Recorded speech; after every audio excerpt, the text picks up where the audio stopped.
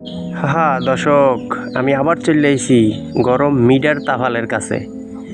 আপনারা দেখবেন আজগো দারুণ একটা জিনিস, গরম গরম মিডা কিভাবে পাটা তৈরি করে। কেউ ভিডিওটা মিস করবেন না, সম্পূর্ণ ভিডিওটা দেখবেন দর্শক। আপনারা অনেকেই এই ঘটনা কিন্তু দেখেন নাই, কেমন সুন্দর করে গোল গোল পাটা বানাইতে আছে।